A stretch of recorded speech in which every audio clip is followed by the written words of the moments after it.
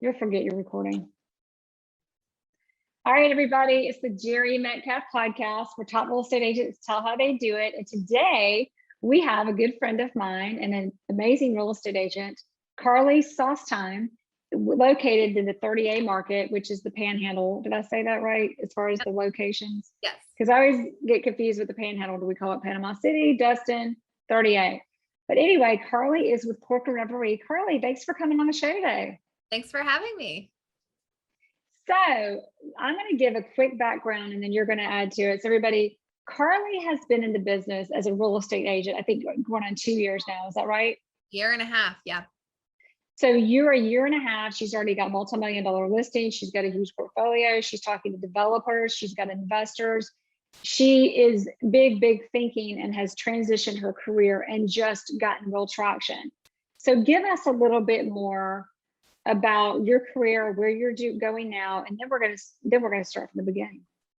So my background is I sold memberships for the private clubs on the 30A area, Shark's Tooth Golf Club, Camp Creek Golf Club, and the Watersound Beach Club. I was with the St. Joe Company. It's a luxury club that services all, second homes, primary homes in this 30A area. And I basically sold a lifestyle for the past 10 years. I wanted to kind of transition into something where I could still work with those same clientele that I had built the relationships with. And so I really just wanted something where I love houses. My husband and I are investors ourselves, so we understand real estate. And I just really wanted to continue on with selling that lifestyle, but more selling a house instead of selling a membership. So I transitioned into real estate. I was licensed about a year and a half ago. I'm currently at about 35 million just in a year and a half alone. So I've escalated very quickly.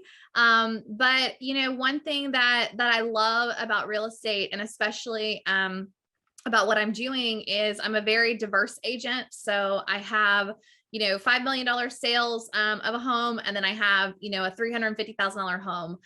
So I appeal to the masses, but I know luxury and I love what I do in the 30A area. And the clientele that I've had before of selling that membership to the private beach club, the private golf courses, it really just helped me transition into the real estate brand. So instead of starting over, I just kind of consider it to be the next step in my adventure.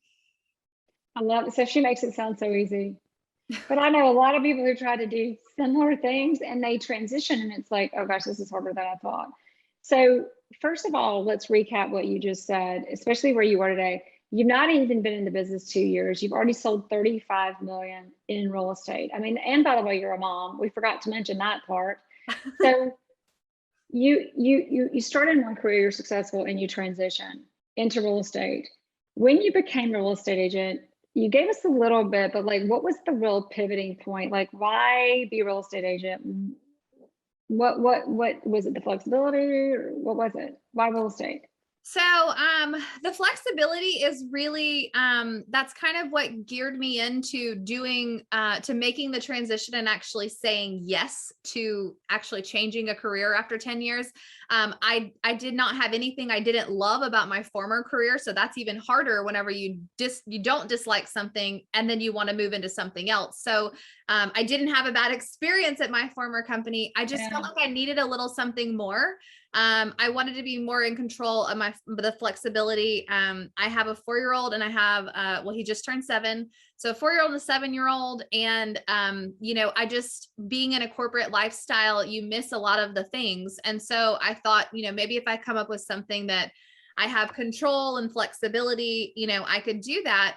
But I honestly, I think what kind of geared me in more than anything was being able to help make a transaction happen with real people. A house is not just a house. You're not selling a house. You're selling a lifestyle to someone. You're selling a second home. You're selling somewhere for them to make memories, with their grandkids.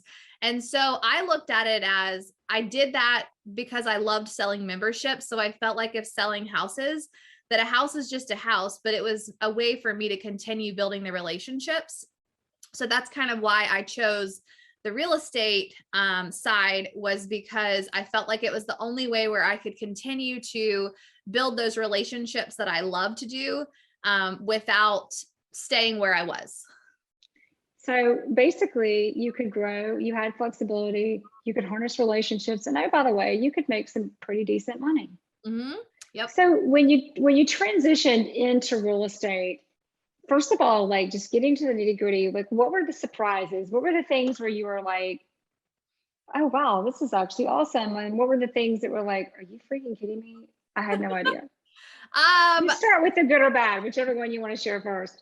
Well, you know, I have a really great mentor. My broker has been a great friend of mine for a very long time. She and I worked really, really closely. Whenever I would have members of the club, and they would be looking for real estate, I would send them to her. So I was a great referral program for her. She would send her clients that have just bought houses to me.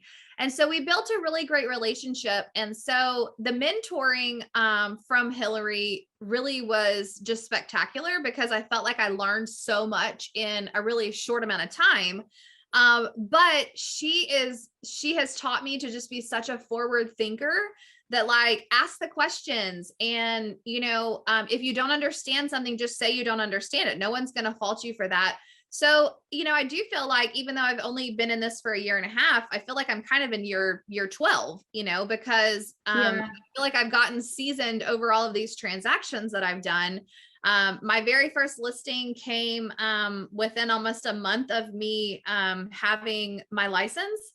It was a member of the club had asked me, you know, hey, we see you're in real estate. We love you. We want to help you. Can you list our house? And I'm like, yay, I don't know what I'm doing, but sure. You know, and so everybody listening's like, we hate Carly Sostheim. What the hell? Anyway, but no, keep going. And honestly, I mean, it happened because it was a listing for 900 and I think it was like 998. And it was like, I got $1 million listing and, you know, I've only been licensed for 30 days. But I looked at it as like, I've really been in this for 10 years and they put their trust in me because of that relationship. And so, you know, I started asking all the questions. I started asking, okay, do I get photos? What do I do? How do I do a showing? Do I show up at the showing? Do I need to be there? You know, all of those things I started asking. Wow. Yeah. And I didn't know. And so it honestly, no deal is ever the same. Every deal is so different. I've learned about, you know, EMD disputes. I've learned about, you know, title commitments. I had no idea what a title commitment was. And then I start reading them and find out there's some major title issues, you know? So I feel like because of the questions that I do ask and I'm not afraid to ask them, you know, I have the good, the bad, and the ugly, but that gives me the ability to make a transaction happen and bring it to the finish line, you know? So it's just been, it's literally everything in between. I have a really great deal in my head and then I have a really terrible deal in my head, you know, but I'm thankful for both of them because, you know, in the end, it's taught me so much about that every transaction's different. So something you said, I'm going to recap in the beginning and I'm going to transition to some things you just told us. So number one, getting this business for you. Like I noticed when you answer, you know, exactly somebody who's been in the business for not even 2 years, you know exactly why you're in this business. It's clarity. Well, just communicating to our listeners, having clarity. It's relationships, flexibility, growth. And I added this part, but we all do it for the money at some point, or maybe we don't. But there's always the financial, why do you pick your job? So, but relationships, flexibility, and growth. The other thing, and you can make a decent living at it. So then you transition, and we talked about like, okay, getting into this, one word that keeps coming back up is trust. Like at the end of the day, whatever is going on, there's that trust factor between you and the client. You built that trust with them for 12 years. Was it 12 or how many years at the St. Joe company? You transition to real estate, the trust is there. Now your job, which I think you might take this for granted because we worked together before, you are incredibly detail oriented and incredibly, what is the word? But you're detailed, you're accountable. And so not only do you win the trust, but you've got to maintain it and keep it. And in that, you said that doesn't mean you don't tell them when you don't know. That means you're authentic. That means that you ask questions and you know what the questions are to ask, and you're not afraid to ask the questions. And the other thing I'll say to everybody is looking for the problems before they get here and making sure they're taken care of. Mm-hmm. Yeah. And you're diligent was the word I was looking for, by the way, diligent. And I think that, communication, everybody at the end of the day wants the same thing. We all want to get to the closing table, but to not have effective communication, I don't care whether you're, a lineman with the power company, turning someone's power back on, or, whether you're selling $1 million house, like you've got to be effective in the communication, and everybody has to be on the same page 100% of the time if you all want to get to the finish line. And so I think so many people make things so difficult because they don't effectively communicate. They're not diligent about, asking the questions. And it's like, oh, I hope no one asks me that question because I don't know it. Well, you should have resources, and you should have. That's an opportunity. Yeah. I mean, you want to know those answers, and you want to be knowledgeable because people do trust in you, and I mean, for a lot of people, a second home that they're purchasing, they don't know anything. They know only what you tell them. And so for you to be aware and, have all of that information for them up front is great. And that just builds their trust even more in you, and then that's where you get referrals and, calls from agents in Atlanta that says, hey, my buddy's coming down and he's looking for, a townhouse on 30A, so you get a lot of those because you build that trust with people. So number one, know what they need to know, anticipate what they need to know versus hoping they don't ask and hoping it doesn't come up, getting in front of those issues. What do you think is in transitioning your career? What I'm asking the same question again because I'm not going to let you get by, but what was the most challenging part of it? And what do you think it is for most people in transitioning careers, especially specifically into being a real estate agent? I think the biggest transition for me was mentally overcoming. I left a job that I loved. I didn't want to leave it. I loved it. I mean, I'm like going to get emotional on it.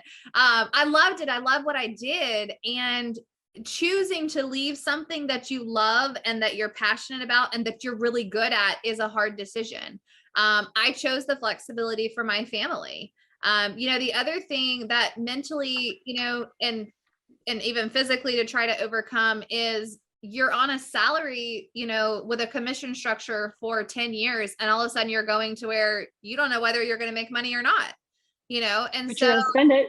Yeah, but you're going to spend it and your lifestyle is not going to change. And, my family is, my husband, was, in the restaurant business at that time. And oh, wow. It was a hard transition for us to realize like, hey, we're not going to have, two steady incomes. We're going to have one that's going to be flexible and we're going to have one that's not. But that actually motivated me more because I've always been a big believer in the happier you are, the money will come. And if you chase money and you chase a dollar, then you're never going to get anywhere with it. And so, I know people that live paycheck by paycheck. I was that person at one point, but I realized that whenever you're happy and you're doing what you love, you never actually go to work. I probably work double the hours I did at my 9-to-5 job before, but it never really feels like you're going to work because you're doing what you love. So I thought that I loved what I was doing before. I thought that I didn't want to leave that because so much of that was who I was. I mean, that's who I had become. Literally, people call me Carly Joe because I worked for the St. Joe company. They couldn't pronounce my last name and they call me Carly Joe, so it's like who that's awesome. It's who this is your identity. It was my identity, and leaving your identity because there's nothing I didn't like, So trying to transition into financially understanding how in the heck that's going to work. Am I going to make enough money for our family? Is that worth missing, the football game for my kid at flag football on Saturday? All of those things, you think about, but really, I think the hardest part for me was mentally overcoming. Am I sure I made the decision leaving what I love? And once I had established myself in the first couple of months, and I was like, this doesn't feel like work. As soon as I knew it didn't feel like work, I knew I had found what I loved. Wow. Now that story, first of all, I love there's so many messages in that. You found what you loved and you went with it. But the other thing was that story and that certainty, making a decision, going with it and being committed to it. Because there are a lot of things you still gave up to make that transition. Mm-hmm. And the other thing I think is for so many people, transitioning into this career is really tough. For you, there's some timing in there that helps and some relationships in there that help, but a lot of people have that. The different side, what do you think it is? And I have my own, what I see, but what do you think it is that gave you that momentum and traction that so many people transition or get into this business and they're slipping? Well, so keep in mind, like the clubs that St. Joe has, they have 1,800 members at this point. All 1,800 of those people are not my current clients. I don't sell houses for all of them. All I did for the past 10 years was refer them to real estate agents in our area to buy houses. Refer them all out. Yeah. So now I'm like, okay, come back to me, come back to me.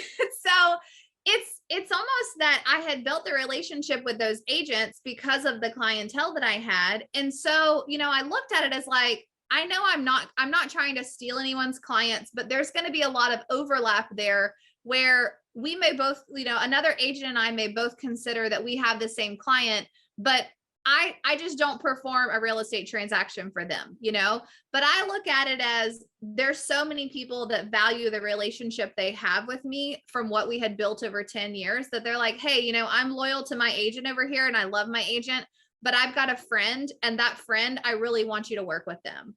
So I have really, got somewhere with the referral program in terms of, the clientele that I worked with for 10 years isn't necessarily my clientele today. I have converted a lot of those, into actual clients and had a lot of real estate transactions with them.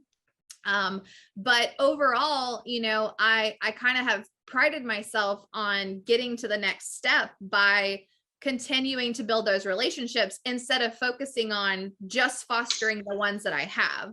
So I did exactly what I've done before where, I would call Mr. Jones and say, hey, Mr. Jones, I realize that Mr. Smith is playing golf with you every single Saturday. Do you think he would have interest in a membership? Can I get his number? Can I invite him to dinner? Let's talk about it. And I'm doing the same thing with real estate, so making that transition from a club membership director of a private club industry into a real estate agent, it was a little easier probably for me but I didn't focus on home sales. I focused on relationships. Yeah. I love that because I talk about this a lot. Agents say, how am I going to get that client? How am I going to get that deal? You focus on getting that referral and building that relationship. So let's take that. Let's go back down and look at when you started with the St. Joe company, the private clubs had 300 members and now they have 1,800 or maybe a few more, maybe a few more. Right. So, and they're building another fitness center, so forth and so on at Camp Creek. So that being said, tell us a little bit about what that looked like and what you learned from that, because I've seen a lot of what you apply to your business now is what made you so good at the career before. Mm-hmm. So I think that, what I had always focused on was I knew if I fostered the relationships that I had with the current members, that the best referrals for the club for the new members are from the current members. I don't need to go do an e-blast out to 1 million people and see if they're interested. I don't need to, go send a flyer out or send a mailer or something like that. I utilize my relationships with the people that loved the amenities and loved the lifestyle in order to get their friends and family on board to enjoy the lifestyle as well. So like the first year I was there, I sold 4 memberships. It was the economy was at rock bottom. It was terrible. I didn't have any clue what I was doing. Never swung a golf club in my life. Didn't know how to sell a golf membership, but I knew how to build relationships with people, and people liked my personality because I was genuine and authentic. So, moving into the real estate world there, I just kind of utilize the same thing. I mean, I build from the base, and I foster those relationships with people. And, there's a lot of agents that just drop someone if they know they're not going to buy in the next 2 months. It's like, oh, it's a waste of my time. I mean, granted, I'm not one that wants to go every single Saturday with you for 8 hours and, go look at every single thing from the east end to the west end of 30A. But also, I understand that you get to a point where you trust the process, and you trust that if that person trusts you and you build a relationship with them, they're going to eventually buy or sell something. Everyone does, and if they don't, they're going to send you someone else that does. So really, it's just about trusting the process and trusting the fact that you're fostering these relationships and making things happen, because your referrals are best coming from your current clients. I mean, it's relationships or referrals every single time. It's the same thing, and always honoring that trust and building that trust. Mm-hmm. I love that. All right. So tell me, what has been, now let's fast forward back into real estate, because you've taken those same principles that you learned over 12 years. Thank you, Say Joe Company. And you've fast forwarded them and accelerated your career in 18 months as a real estate agent. What do you think has been your biggest aha in coming into this, and your biggest success even? Gosh. I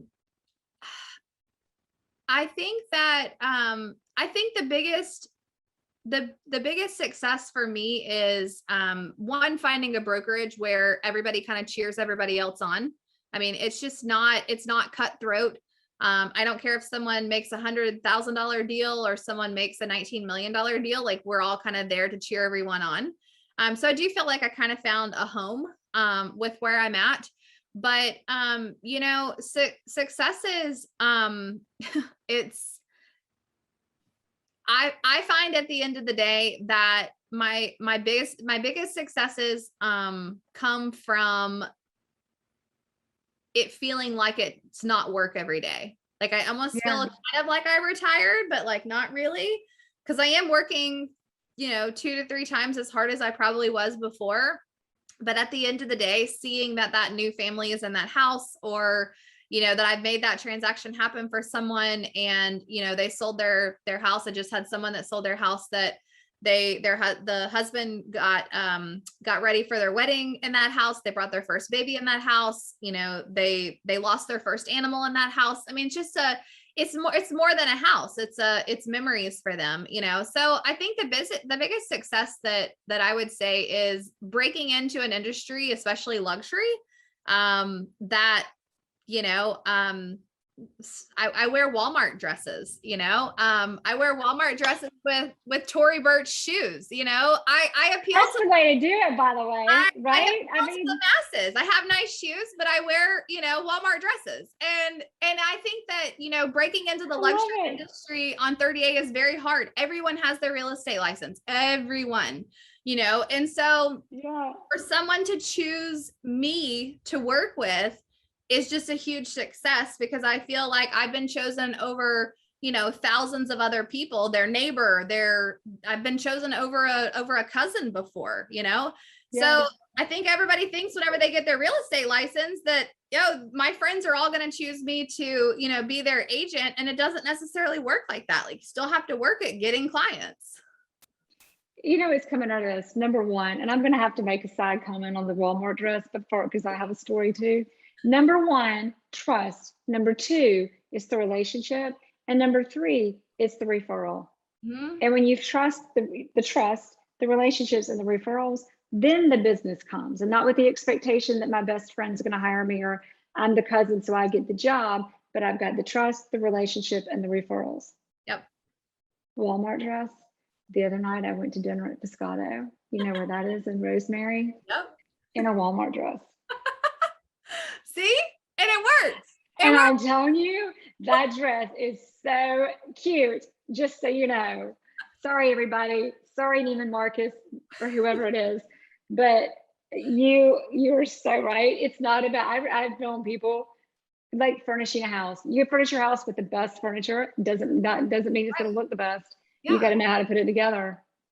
I love it. It may not be comfortable, that sofa that you paid $19,000 for may not be comfortable, but it may not look good, and it may not be the right proportions. But yeah, go ahead. Good. And I think a long time ago, whenever I was working at the clubs, because I was fairly young whenever I started there. I was 24 or 25. I was kind of known as like that little blonde girl that was walking around the golf course, and who was she? And, I was kind of out of my element there, and I went with it because I'm like, you know what? I'm not going to change who I am. I'm not pretentious. And you know what? People loved me because I was genuine. And whether that meant, Tory Burch shoes with a Walmart dress, that's who I was. And I've stuck with that, which I think makes me genuine, but also keeps me diverse to where, you realize some of these clientele that this clientele you get on 30A, it's like, oh, I'll never fit in with them. I can't sell, everybody's got their license. Well, stick to who you are and be who you are. And they're going to love you for that anyways, because you're not going to remember the lie that you had to tell them to get the client, Such good advice. It reminds me, I quote this on the podcast a lot, but I'll just say it again for all of you who listen to every episode. Relentless. I always forget the author, if it's Tom or Tim Grover, but one of his first clients was Michael Jordan. He's a trainer, but my favorite quote in the whole book: in order to have what you really want, you must first be who you really are. That's so true. Yeah, it is true. All right, so now we're going to transition into our quote final 3 questions. Number 1, this is what closes us out, by the way. So number 1, I've already forgotten the final 3, y'all. Okay, I'm coming back. See, I've gotten all excited about 30A and Biscotto and the dress I got to wear the other night. Okay, number 1, fashion and style and furniture, and my favorite book, Relentless. But number 1, what have you found is your biggest resource in your success? And that could be like just a tool in technology. It could be a way that you generate referrals. It could be a special closing gift. It could be any of the above. Oh gosh. I think, I feel like my negotiation skills. I know that sounds kind of crazy, but I've had quite a few that I've been on both sides of the deal, buyer and seller. And some people are terrified of that. Obviously, most people are going to make more money by doing that. But I have learned that whenever you negotiate properly and you focus on what's right for the buyer and the seller to make that happen, you always end up, the seller ends up with the price they wanted, the buyer ends up with the house they wanted. Everybody's been honest and fair through the transaction, but it makes me feel really good that like I made that happen by negotiation skills. And so I never felt like that was like a huge thing for me before. But just recently I feel like I've kind of got that to where, it's something that's important to me and something that kind of has set me apart. Well, and here's what I hear in your answer. Most people think negotiating is fighting. You defined it in a way that let's make sure everybody wins. Yes. The other day I was negotiating a deal, actually this morning, and I said to one of my partners on my team, I said, I feel like we've got 8 oranges and somebody wants the peels and the other half wants the fruit, but I'm arguing with the agent over the oranges. Mm-hmm. And I just want to get to like, I think he might want the peel and my client might want the fruit. So we all get more and we all win, but we keep fighting over oranges instead. Right. Yep. I have to ask you one more question, everybody. We're going to hit the final last 2 after 2 more things that I do want to ask you. Number 1, winning listings, and number 2, your structure, your infrastructure behind the scenes to support you. Let's start with number 2. In going from 0 to 35 million so quickly in your career, there's a lot of paperwork to be done behind the scenes and a lot of marketing and postcards. And how do you set it up so you have the support to keep that traction and keep propelling your business forward? What's going on behind the scenes? So a couple of months ago, maybe it was like March or April, I was sitting at our office and my broker walked in. She's like, "You're not okay." And I said, "No, I'm not." I said, I want to cry." She's like, "What's wrong?" And she said, "You're like white, like you're a ghost." And I said, "I'm so overwhelmed." I said, "I have 13 homes under contract and I don't know what to do because I'm afraid I'm going to miss a deadline. I'm afraid that, I'm going to forget something." And I'm not that person. I'm very detail oriented. I'm very driven by, staying on track and staying on task. And she said, "You need a transaction coordinator." And I was like, "I don't know. I don't do well with delegation. I don't do well with that. I don't need anyone." And she said, "Carly, you're to the point where you've got to build this team around you to allow you to do what you love." She said, "It's not that they're doing your job for you and you're not doing any less for your client. But in order for you to be successful and in order for you to grow, you have to be willing to delegate some of those tasks away so that you can do more of what you love." And so, she said, "You've always said, trust the process, and you need to trust the process." And I was like, okay, okay. And so Right. reached out to our transaction coordinator with our company and said, "Hey, Carly's probably going to reach out to you." It took me a couple weeks, but I finally did. And I haven't looked back one instant. It is worth every penny. My transaction coordinator, Casey, is on top of things. Like, I just cannot even imagine my life without her. But also, it's a team in general of like, hey, I'm not going to be able to go show this house today because I'm on 30A, but this house in Lynn Haven, I need to get someone access to, and calling another agent in my brokerage. And they're like, "Yeah, absolutely, Carly, got it. No problem. I'll take it for you."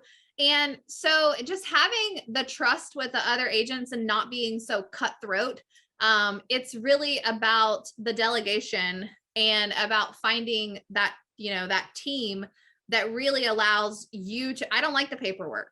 I don't like the dot loop where you have to do compliance and all that stuff, but Casey does, and she's good at it. So the more that she does, the more I can focus on, hey, I got another contract today going. I got another buyer on this. I got a new listing. And so I figured out that the more you work with the people that love to do those things, the more successful you are. Love that. So delegate. Delegate was the question, but it's basically have a transaction coordinator, number one, but I love how you stay on your business. You're not looking. I feel like a lot of agents sometimes are looking for the way out of the work. You are committed, diligent, which harnesses that success so quickly. And now you're able to delegate in a way that you are productive. Mm-hmm. Listing presentations. Now, usually on our show, we've had a few agents who've been in the business a couple of years who are they're amazing and have succeeded quickly the way you are. But usually we've got people who've been in the business for 20 years and they show up for a listing presentation and just chat or just win it. So there's not often a whole lot to talk about on that. You're newer. Do you have a listing presentation? What does it look like in the beginning of your career? And it's been a year and a half, but that's long enough. How has that evolved? How do you win the listings? What is the process? So I would say just recently, I've become a heavier listing agent. I really didn't have a whole lot of listings up until, I would say probably March or April. And then I started to get the referrals of listings. I went into every listing presentation thinking that I was in competition with 4 other people. And, I didn't realize maybe that I was the only one they were looking at. So I show up and, I'm bringing cookies and I'm bringing, champagne or whatever it is. But I've also got my book here that tells, what is your property worth and what are the comparables around you? And it's a very nice, nice branded, Corker and Reverie book that I have. But I went into it thinking I'm not going to get this listing, but I'm going to fight for it, And so presenting that, whether or not you're going to get it. And I have had those ones where someone asked me, hey, you want to go have a cocktail? And at the end of that, they're like, hey, by the way, I want you to list my house. Those are great. Don't get me wrong. Like, I love those too.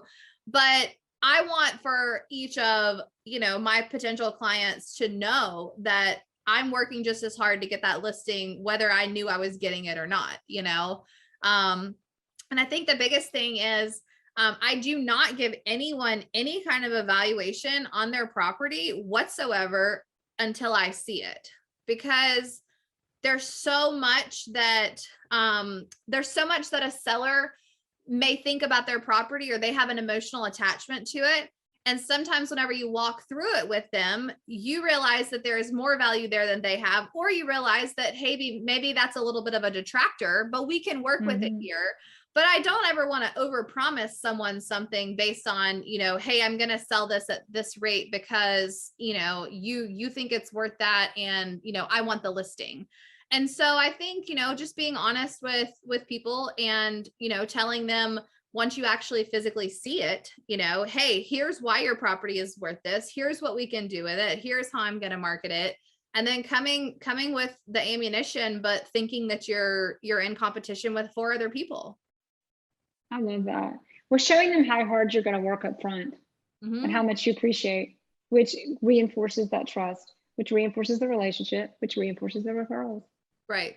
And I think that, it's important to, especially around the 38 area, there's so many agents and there's so much that's sold off the market. And I think it's just as important to build relationships with your fellow realtors, your fellow agents, as it is to build with clients, because the more that you can, get the trust from those agents, the quicker a sale can happen for your buyer. So I have a great relationship with realtors that I've had for the 10 years whenever I worked at the club as the membership director. And so I've just transitioned that into, hey, do you have anything in your back pocket that you might be having coming soon? I would love to be able to preview it for my client. Here's what I'm looking for. And so it's not just about building, those relationships with that clientele or those potential sellers or whatever it is, but it's also about building with that community around you of agents and, everybody working together at the end of the day to make a transaction happen.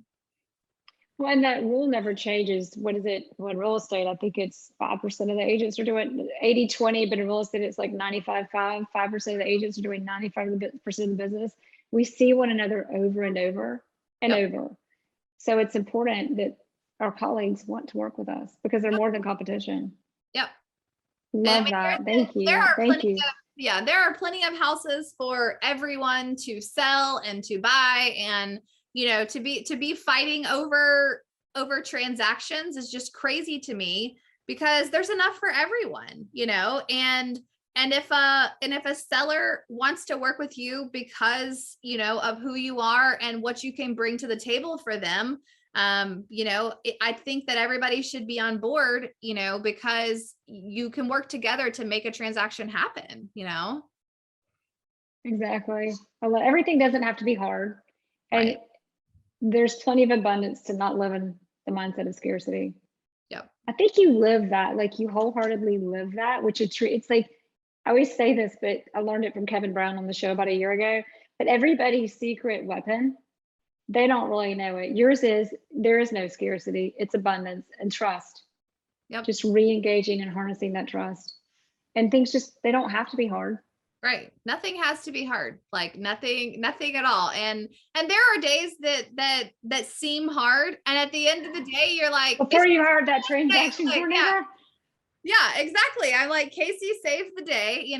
She sent me the text I needed, and, and we're good to go. But like, at the end of the day, no one died. Like, we're good, Right. They just thought they were going to, but right. I thought I was gonna die a couple of times. She's had to talk me off the ledge sometimes, and at the end of the day, I look at it, I'm like, it's just a transaction, but getting everyone to that finish line is more than a transaction, it's about getting the transaction, completed, but it's about how you do it and effectively communicating with every party and all of that.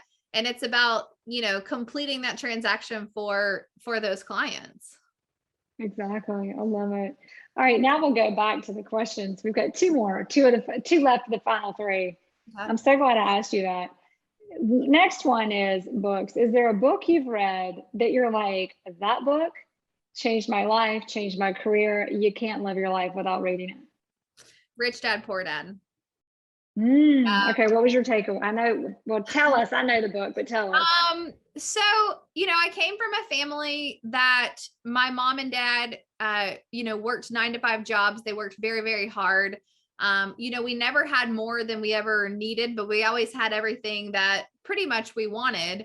But, my dad always told me that he always wanted more for us. And had he been able to go back, he would have, invested in real estate, or he would have made another decision here or there.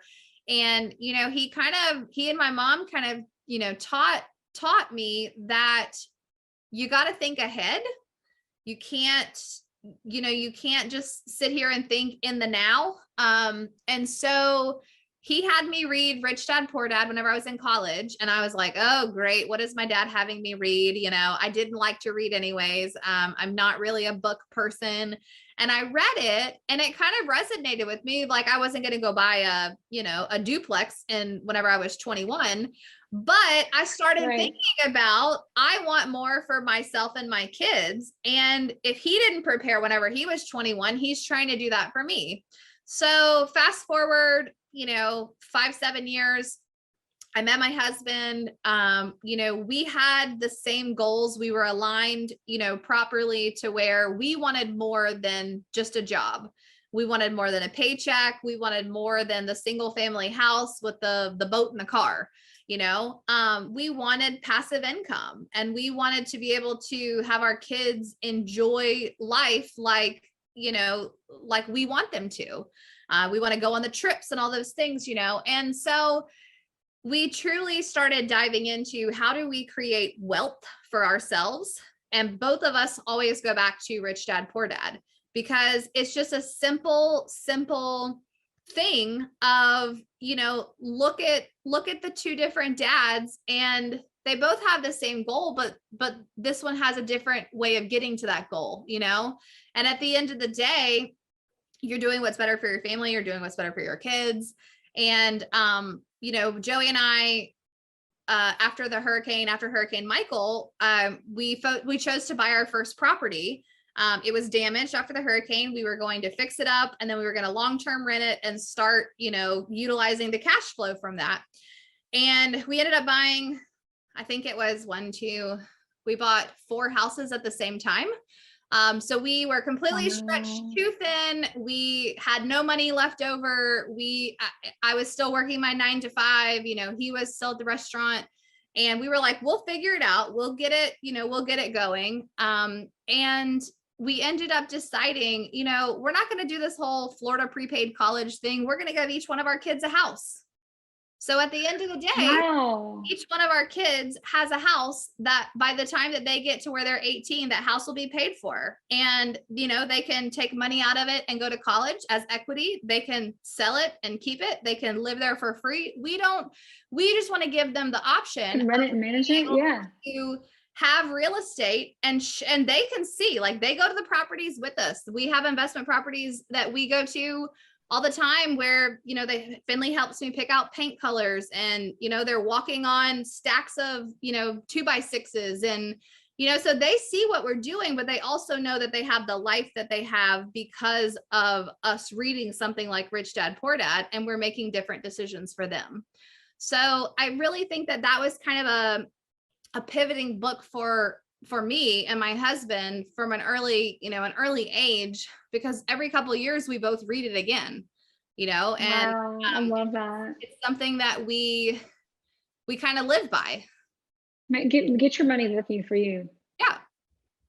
But so you've done 35 million in 18 months. And by the way, you're also an investor. Yes.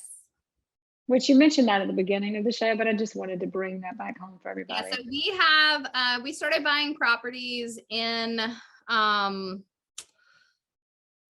December of 2018, I think is whenever we bought our first property, which was after the hurricane. That may be wrong, but I think that's the right time frame. And since then, we have 9 properties that we own, and we long-term rent all of them. They always have tenants in them. We have great tenants. We have a great property management company. It is complete passive income. We do a process called the BRRRR method, which is you buy the house, you rehab the house, you rent the house, and then you refinance the house, and then you repeat it. Which is a Rich Dad Poor Dad. Yeah. Yeah. It's a great concept for people that don't have a lot of money in order to put down on a house, or don't have a lot of money to rehab something. A lot of people think, if I don't have the cash to buy it, use your leverage, but we saw this is a great, for Panama City, great market. That's a great market to do it in. Yeah. And because this is such a vacation destination from the whole panhandle, you've got everything from, Apalachicola over to Pensacola. This is a very heavy hospitality industry. And there are a lot of people that will rent their entire lives. They'll never buy. And so, the housing market here, to be able to provide people long-term, rentals that are affordable, but that are really nice, because we make our places really nice. We want people to stay in them. And, giving someone the ability to have a long-term rental because they can't buy a house, or they don't want to buy a house one day. It's great, and we pick our areas that we want to go in. But, we've started investing some of that money that I'm making into real estate, and realizing that, we don't necessarily just need the house, the boat, and the car. There's more to life than that, and realizing that whenever you drive by that house, and my daughter knows that one's her house, she gets it, and she thinks it's cool. And to see the forward, it's also the investment, the forward thinking, the being a part of it. That's amazing. Yeah. Last question. If there's one thing that you hope we all take away from this interview conversation today, what would it be, if we forget everything else? Which we better not. But. My daughter the other day called me a good real estater.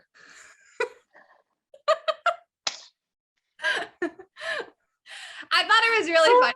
I kind of laughed, and I was like, she's 4, right? She's 4. Yeah, she's 4. I said, what did you call me? And she said, Mommy, you're a really good real estater. I was like, okay, that's great. So I love that. No, I say that because I think it is so important for whoever your tribe is, whether that's, your mom, your dad, your husband, your kids, your best friends, whoever it is. I think it is always important for everybody to know that you love what you do and you're passionate about what you do. But I love that my kids are a part of what I'm doing, and they realize that, that phone call I have to make on the back porch at 7:45, trying to negotiate a multi-offer situation, they get it and they're okay with it. But it's because I've been clear in communication with them about, here's why Mama is doing what I'm doing. And in the end, it's great, so I always think that, don't ever try to hide who you are or what you're doing. Tell people. And, and if it is you and you have to step away from dinner or whatever, it is what it is, but that's what you chose to do. And you need to let people know that that's what you're loving. That's awesome. Thank you. What a great, you're bringing tears to my eyes, because it's true. It's beautiful. Thank you. Carly, thanks for being on. Thank you. I loved it. I absolutely loved it. I would love to be back again. Yay, we'll do it. Thanks for listening to the Jere Metcalf Podcast, where top real estate agents tell how they do it. If you like this episode, please share it with friends. To find more episodes, search Jere Metcalf Podcast on any platform for podcasts, or go to JereMetcalfPodcast.com. That's JereMetcalf podcast.com.